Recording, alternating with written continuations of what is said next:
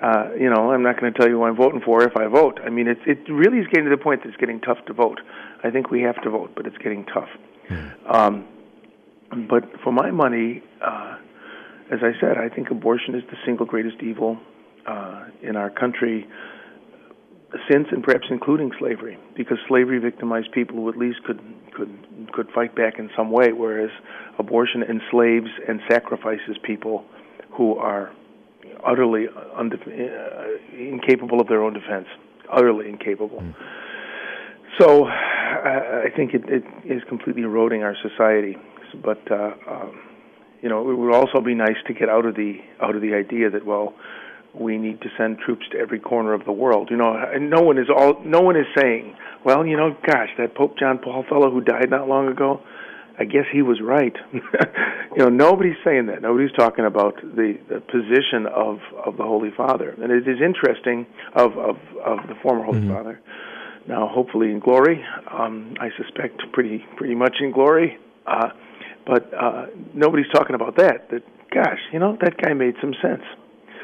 50 years down the pike, the popes turn out to be geniuses. But when they're talking, we don't listen to them. That's so true. We've had a series of, more than popes, we've had a series of prophets sitting on Peter's throne. And that's another thing nobody acknowledges. It is interesting how we always end up, we seem to end up talking about what the Pope said 30 years ago. Yeah, yeah. Yeah, as my grandmother used to say, a day late and a dollar short. Yeah. So I wish I could be more clear, but you can't be. It's just not possible, and it isn't simply because we're afraid of losing our tax status. I think that's a lot of people think that, well, the Catholic Church won't come out and state its position more clearly because if we got involved with politics, we'd lose our tax status. You got to remember that we are a church that does manage to crank out martyrs on a regular basis. Still. And the issue really is that there is no candidate in this election that I can see that fully reflects Catholic teaching. And, how do you prioritize teaching? How do you prioritize moral need? There's abortion, there's war, there's the care of the aged, there's lots of social issues that the church has spoken pretty clearly about. Well, which one is the most serious? Some people would say, well, the war is, because until we get the war over and money back flowing, well, the economy won't happen, and then we can't provide for the children. Other people will say, no, that abortion, as I feel, that abortion is ripping the heart out of the country. I'm sure I've muddled the position for all of your listeners. Well, we will keep talking about this, and as Father Simon said, it is not a simple issue. But if you've got a question for Father Simon, 877-766-3777.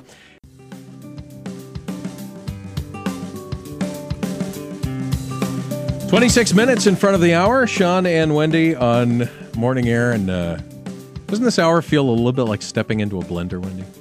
It does, but Father Simon's here to hold our hand and jump into the blender with us. We thought, what the heck? Let's talk about faith and voting. We're bringing together, Father, the two things they say you should never talk about. Politics and religion. Could I take a run at it from another angle? That's absolutely. I'd like to talk about a harebrained scheme that I have that I think is very related, because the dominant reality here, believe it or not, is economics. Mm-hmm. There will be people who say, well, we're in the Mideast because we need that oil for to drive our Hummers. Right. And abortion, well, I've already said that it's primarily an economic issue. And the Israelite community ran into this because they failed to observe the Sabbaths. Does this make any sense to you? I mean, they had radical Sabbaths. That was the year of Jubilee. That was the Sabbath year. You were supposed to not farm on the Sabbath year. Well, the society started to change hugely when Sunday ceased to be a Sabbath. I really believe that.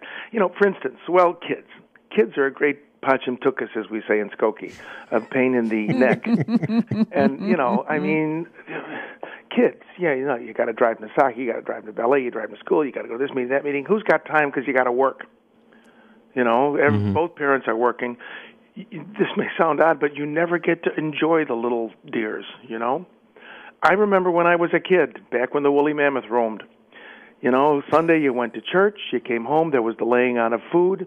You actually spent time together as a family. Now we don't actually have families. We have these odd kind of conglomerations of scheduled, staggered, chaos centers where dad's working the night shift, mom's working Sunday, and the kids stay with grandma maybe when she's not at her Pilates class. Mm-hmm. And there's never a point where we come together and say, this is what we live for. We live for this miniature representation of the kingdom of God, the family. And it's astonishing how disoriented or disengaged we are as families. And I beg everyone in your listening audience to get a catechism of the Catholic Church and look at what they say about Sunday. We are obliged to rest on Sunday. And, that genie's out of the bottle. Everybody's got to work Sunday afternoon, and when else are you going to take the dry cleaning to the store, and when are you going to go to the Kmart? Sunday's got to be open because we got to make money on Sunday because that's what we do. We're Americans. We make money, and we buy. You got to buy to keep the economy going. Well, we're not going to do that. And so many, you go to a restaurant on Sunday, and the people making the dinner and serving the dinner are probably going to be Hispanic. They're going to be your co-religionists, Catholics, and they got to work on Sunday because they're working hard just to put food on the table. I have an idea that if all Catholics refuse to spend money on Sunday, if we refuse to spend money, guess what? Sunday would pretty much we're about a fifth of the country, mm-hmm. And I have a feeling Sundays would slow down.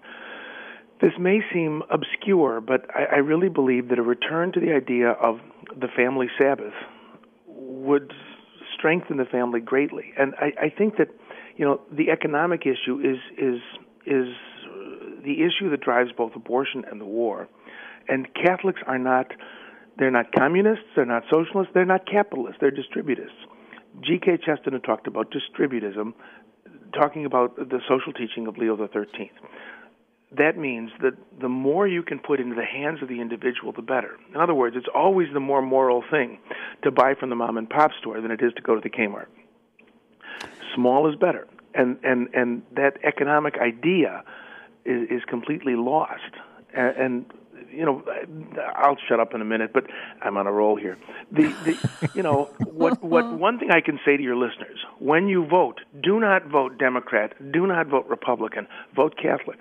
People will say, "Well, I'm a Republican, I'm a Democrat." No, you're not. You're a Catholic. And false loyalties to political parties are not part of the Catholic life. I have met people who hate abortion, but I'm a Democrat. My parents were Democrat. I've got to vote Democrat. I've met people who just love everything that Pope John Paul II said, but, there's no question, I'm a Republican. No, you're not. You're a Catholic. Consider every issue from the Catholic perspective. Well, and Father, on the other side of the veil, are you going to identify yourself as a Republican, a Democrat, a Libertarian, or a Catholic? I'm a Catholic, exactly. Yeah. That's the point. Don't you dare vote Republican. Don't you vote Democrat. Vote Catholic.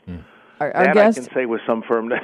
Our guest is Father Richard Simon, and Sean and Father Simon, I think the three of us have just ensured that we will have the loneliest Thanksgiving dinner. No one's going to invite us to Thanksgiving. We talked about religion and politics. All right, Father Lori has been patiently waiting. No, in Plainfield, Illinois. Lori, thank you so much. You're on the air with Father Simon. Oh, good morning, and thank you for taking my call. Father, I know this has been addressed many times, but I still need to hear it again. How do you respond to people who say, I am pro-choice, but I'm against abortion?